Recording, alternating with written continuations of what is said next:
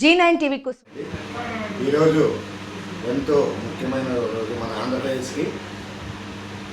ఎందుకంటే ఈరోజు మన అమరావతి రాజధానిని శాశ్వత రాజధానిగా మన చంద్రబాబు నాయుడు కేంద్రానికి లేఖ రాయడంతో కేంద్రం హోంశాఖ మంత్రి అమిత్ షా గారు ఈరోజు ఆ బిల్లు ఆమోదం తెలపడం జరిగింది. అదేవిధంగా ఈరోజు ఎంతో పండగ వాతావరణం కాబట్టి అందరూ 5 కోట్ల ప్రజలు ఆనందించదగ్గ విషయం ఈరోజు. అలాగే ఈ రోజుకి వైసీపీ ప్రభుత్వం విషయం చిమ్ముతూనే ఉంది అమరావతి పైన. ఇప్పటికైనా ప్రజలు ఆలోచించాలి. అమరావతి ఒక రాజధాని అనేది మనకు ఉంటే ఈరోజు భవిష్యత్తులో మన పౌరులు ఎంతో అభివృద్ధి చెందుతారు. ఈరోజు ఆ రోజు హైదరాబాద్ని ఎంతో అభివృద్ధి చేసి హైక్యాంపుగా మార్చిన మన నారా చంద్రబాబు నాయుడు గారిని మనము గుర్తు చేసుకోవాలి.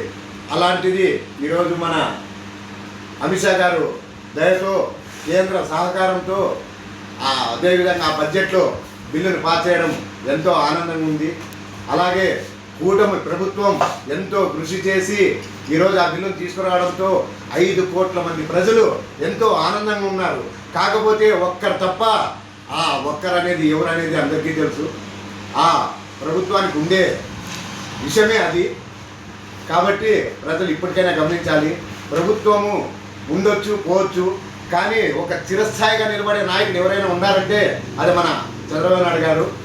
అది గమనించాలి. యువ నాయకుడు యువగలం పేరుతో 3500 కిలోమీటర్లు పాదయాత్ర చేసి ఈరోజు ఉన్నత స్థాయి శిఖరాన్ని అధిరోధించిన మన నారా లోకేష్ గారు కృషితో కానీ, అలాగే మన కూటమిలో భాగంగా ఉన్న మన కొనిదెల పవన్ కళ్యాణ్ గారు కానీ ఎంతో వీరందరూ కలిసి శ్రమతో మనకి ఈరోజు రాజధానిని శాశ్వత రాజధానిగా మార్చడం జరిగింది.